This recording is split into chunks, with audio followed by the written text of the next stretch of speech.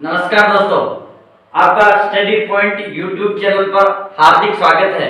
आज मैं आपके सामने एक नए टॉपिक के लेकर आपके सामने उपस्थित हूँ। नया टॉपिक है भारत के राज्य तथा उनकी राजधानियाँ। दोस्तों, भारत एक ऐसा राज्य है या एक ऐसा देश है जिनका संविधान विश्व के सबसे बड़ा संविधान है और इस संविधान नामक पुस्तक की रचना हमारे विद्वान माननीय अम्बेडकर साहब, माननीय सरदार वल्लभ भाई पटेल आदि महापुरुषों की अथक मेहनत से इन पुस्तक का निर्माण हुआ है और आज हमारा देश इसी पुस्तक पर आधारित प्रगति एवं उन्नति किए जा रहा है। दोस्तों, इस पुस्तक या संविधान कि आर्टिकल नंबर 1 में यह उल्लेख है कि भारत देख लीजिए, India that is a Bharat, India that is a Bharat shall be A union of state. India जो कि भारत है, जो राज्यों का एक संघ है तथा इस पहले अनुच्छेद में ही यह उल्लेख है कि भारत राज्यों का एक संघ होगा जिसमें छोटे छोटे राज्य होंगे और उनको मिलाकर एक संघ का निर्माण होगा। इस संघ के निर्माण में इन पहले अनुच्छेद का महत्वपूर्ण योगदान है। तो आज हम इन राज्यों का वर्णन करेंगे। तो दोस्तों, इन राज्यों का जब भारत देश आजाद हुआ तो इनका विभाजन कैसे हुआ, कैसे निर्धारित हुए कि ये राज्य इनकी सीमा इस दृष्टि से ऐसी होगी, इसकी सीमा ऐसी होगी। तो दोस्तों, राज्यों का निर्धारण करने के लिए सर्वप्रथम जो भारत सरकार द्वारा समिति बनाया गया था या उसका आयोग बनाया गया था, उस आयोग का नाम था एसके दर आयोग। इस दर आयोग ने अपनी सिफारिशों में कहा था कि भारत का राज्यों का विभाजन प्रशासनिक दृष्टि से होना चाहिए, लेकिन 1949 में आंध्र प्रदेश के एक नागरिक टी रामलू द्वारा आमरण अनशन की वजह से एक नया आयोग गठन करना पड़ा और केंद्र सरकार को उस नया आयोग डॉक्टर फजल अली आयोग के नाम से जाना जाता है, जो डॉक्टर फजल अली की अध्यक्षता में गठित हुआ। उस आयोग ने यह सिफारिश दी कि भारत के राज्यों का प्रशासनिक आधार पर गठन नहीं किया जाना चाहिए, जबकि उनका भाषाई आधार पर गठन किया जाना चाहिए तथा भाषाई आधार पर गठित होने वाला पहला राज्य बना आंध्र प्रदेश। दोस्तों, ध्यान रखें, यह सबसे महत्वपूर्ण विषय बन सकता है कि भाषाई आधार पर गठित होने वाला पहला राज्य। तो दोस्तों, ध्यान दें, पहला राज्य आंध्र प्रदेश है। तो इस बार 1953 में इस आंध्र प्रदेश का गठन हुआ। इस प्रकार भारत के अनेक राज्यों का इस आधार पर गठन हो चुका था। तो दोस्तों, हम इन आज के परिदृश्य में बात करें तो कुल राज्यों की संख्या 28 है। दोस्तों, ध्यान दें, 28 कैसे बने? या 28 पहले 29 थे लेकिन अब 28 है। दोस्तों, ध्यान रखें, 31 अक्टूबर 2019 को जम्मू कश्मीर को दो भागों में बांटते हुए जम्मू कश्मीर और लद्दाख दो नए केंद्र शासित प्रदेशों का उद्गम हुआ तथा इन दो नए केंद्र शासित प्रदेशों के बनने के बाद राज्यों की संख्या 29 से घटकर 28 हो गई। तो ध्यान देने की बात है दोस्तों, ये अभी लेटेस्ट क्वेश्चन है, बहुत सारे कंपटीशन एग्जाम में पूछे जाएंगे कि भारत के राज्यों की संख्या कितनी है वर्तमान में। तो हम आपको बताना है 28, क्योंकि जम्मू कश्मीर का विभाजन करके दो नए केंद्र शासित प्रदेशों का गठन होने के कारण से एक राज्य की संख्या घट गई है, जिसके कारण से राज्यों की संख्या 28 हो गई। तो दोस्तों, हम एक विपरीत क्वेश्चन ये भी कर सकते हैं कि राज्यों की संख्या 28 है लेकिन केंद्र शासित प्रदेशों की संख्या कितनी है। तो हमारा जवाब जाना चाहिए कितने? 9 नहीं दोस्तों, 8।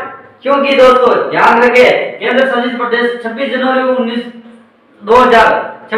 2020 को दो नए केंद्र शासित प्रदेश दमन-दीव तथा दादरा नगर हवेली को मिलाकर एक बना दिया गया तथा उन दोनों को प्रशासनिक दृष्टि से संचालन एक ही केंद्र शासित के रूप में माना जाएगा। दादरा नगर हवेली और दमन दीव दोनों को मर्ज कर दिया गया। तो केंद्र शासित प्रदेशों की संख्या है दोस्तों 8। ध्यान दें।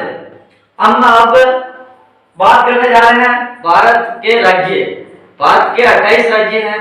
28 राज्य, 2 केंद्र, जम्मू कश्मीर का विभाजन अभी हुआ लेटेस्ट। जम्मू कश्मीर की राजधानी है श्रीनगर। ये भी दोस्तों ध्यान रखिए, ये राज्य नहीं है, ये 2 केंद्र शासित प्रदेश अलग अलग हैं, जम्मू कश्मीर और लद्दाख। जम्मू कश्मीर की राजधानी है श्रीनगर। ये अभी केंद्र शासित प्रदेश ही हैं, ये ध्यान रखें। आगे बढ़ते हैं दोस्तों। पंजाब की राजधानी दोस्तों चंडीगढ़ है। चंडीगढ़ एक केंद्र शासित प्रदेश है, लेकिन ये 2 राज्यों की राजधानी भी है। चंडीगढ़ एक और राज्य की राजधानी है हरियाणा। हरियाणा की राजधानी भी चंडीगढ़ है। तो दोस्तों ऐसा क्वेश्चन बन सकता है कि ऐसा कौन सा केंद्र शासित प्रदेश है जो 2 राज्यों की राजधानियां भी हैं? तो हमारा आंसर आएगा चंडीगढ़, जो पंजाब और हरियाणा की राजधानी भी है। और इसी प्रकार हिमाचल प्रदेश की राजधानी है शिमला। दोस्तों इसका नाम बदलने का प्रावधान संसद में प्रस्तावित है। इसका नाम बदल के शिमला की जगह श्यामलम करने की बात है, सस्य श्यामलम। इसलिए शिमला का नाम सस्य श्यामलम अगर संसद ने मंजूरी दे दी तो इसका नाम सस्य श्यामलम हो जाएगा। हिमाचल प्रदेश की राजधानी है शिमला तथा इसके नीचे आता है उत्तराखंड। उत्तराखंड पहाड़ी राज्य है दोस्तों, ध्यान रखें। तो दून बनते हैं, देहरादून इसकी राजधानी है, देहरादून।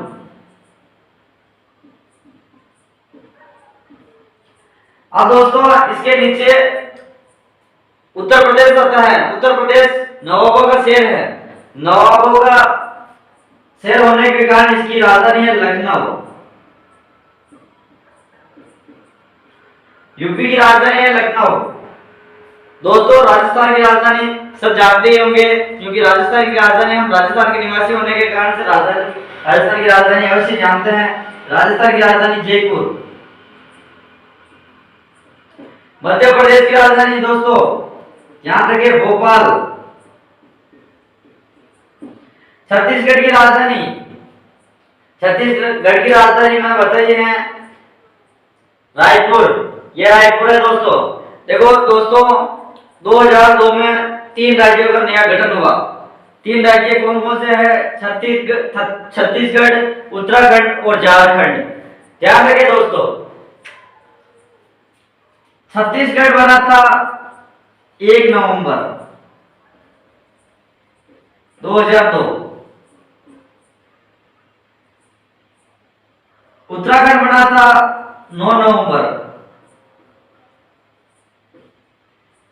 15 नवंबर को बना था झारखंड।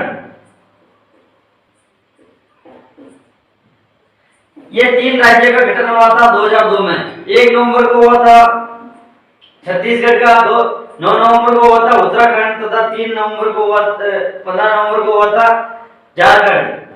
तो इन 3 राज्यों की नया गठन हुआ था, जिसकी राजधानी है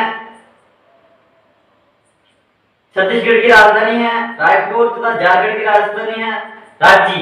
और हमने उत्तराखंड की बात की थी, देहरादून उत्तराखंड की राजधानी है। तो आगे बढ़ते हैं दोस्तों।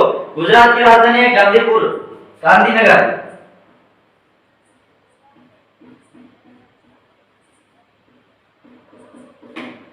गुजरात की राजधानी है गांधीनगर। महाराष्ट्र की राजधानी है मुंबई।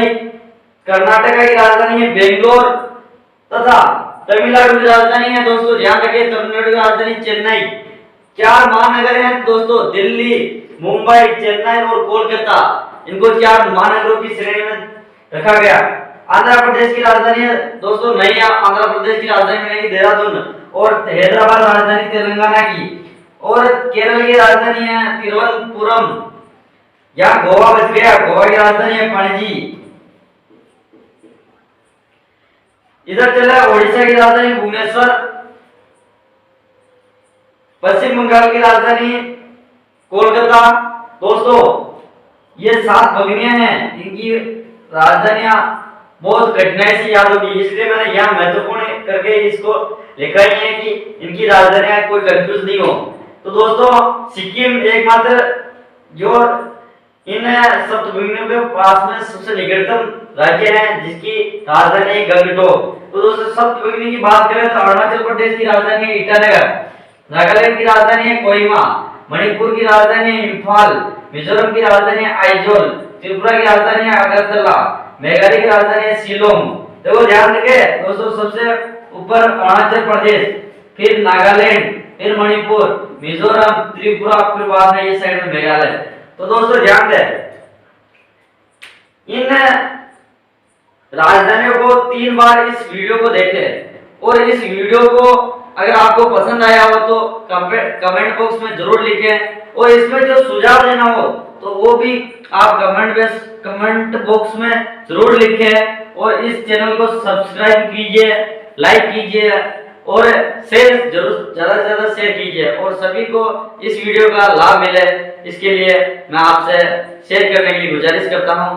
तो दोस्तों बहुत बहुत धन्यवाद इस वीडियो को देखने के लिए। धन्यवाद दोस्तों।